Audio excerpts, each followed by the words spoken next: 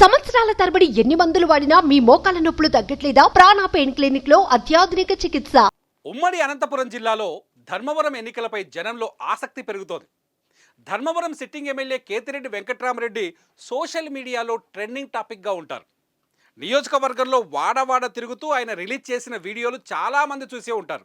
అయితే ప్రభుత్వంపై వ్యతిరేకత తమకు కలిసి వస్తుందని కూటమి భావిస్తోంది. ఇక్కడ కేతిరెడ్డి మైనస్ పాయింట్లని ప్రజల్లోకి తీసుకెళ్లే ప్రయత్నం చేస్తోంది. ఇంతకీ ధర్మవరం నియోజకవర్గంలో ప్రస్తుత పరిస్థితి ఏంటో సై 2024లో చూద్దాం.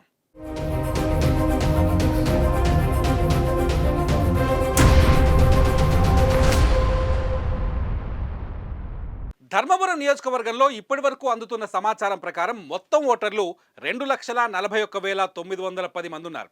ఇందులో పురుష ఓటర్లు 1,20,317 మంది, మహిళా ఓటర్లు 1,21,573 మంది, ట్రాన్స్జెండర్స్ ఇక్కడ 20గా కనిపిస్తున్నారు. ధర్మవరం ఎన్నికల ఫలితాల్లో పద్మశాలి ఓటర్ల ప్రభావం మొదటి నుంచి కనిపిస్తోంది. ధర్మవరాన్ని సిల్క్ సిటీ ఆఫ్ ఆంధ్రప్రదేశ్ అంటారు. పట్టు చీరల హబ్బుగా ఉన్న ధర్మవరం చీరలకు అంతర్జాతీయ స్థాయిలో గుర్తింపు ఉంది. అయితే 1999లో తప్ప 1983 నుంచి 2004 వరకు ఇక్కడ టీడీపీ అభ్యర్థులు విజయం సాధిస్తూ వచ్చారు.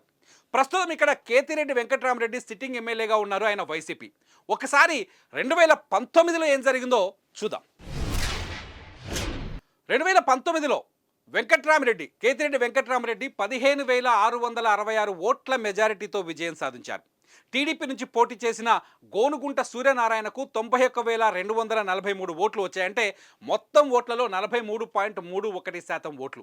ఎమ్మెల్యే కేతిరెడ్డికి ఇక్కడ 106,909 ఓట్లు వచ్చాయి. అంటే మొత్తం ఓట్లలో 50.74% ఓట్లు. 2009 నుంచి గోనుగుంట్లకు కేతిరెడ్డికి మధ్య ఇక్కడ వార్ జరుగుతూనే వస్తోంది.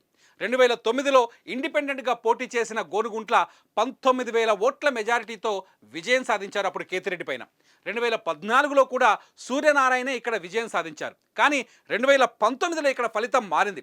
కేతిరెడ్డికి ఈసారి విజయం దక్కింది. అయితే రెండోసారి కూడా విజయం నాదే అని కేతిరెడ్డి చెబుతున్నారు. ఇంతకీ 2024 ఇక్కడ ఏం జరగబోతోందో చూద్దాం.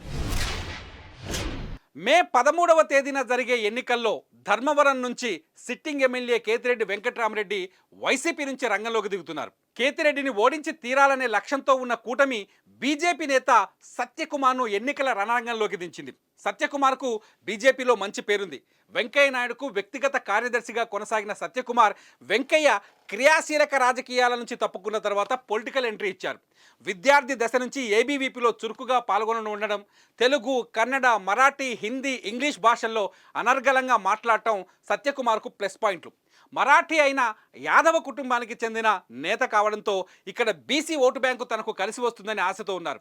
ఇక సిట్టింగ్ ఎమ్మెల్యే కేతిరెడ్డి మాత్రం నిత్యంలో ప్రజల్లో ఉంటున్నారు, ప్రజలకు అందుబాటులో ఉంటున్నారు. దీంతో ప్రజలు తన వైపే ఉన్నారనే విశ్వాసంతో ఉన్నారు. చూద్దాం ఈసారి విజయం ఎవరిని వరిస్తుందో. మరి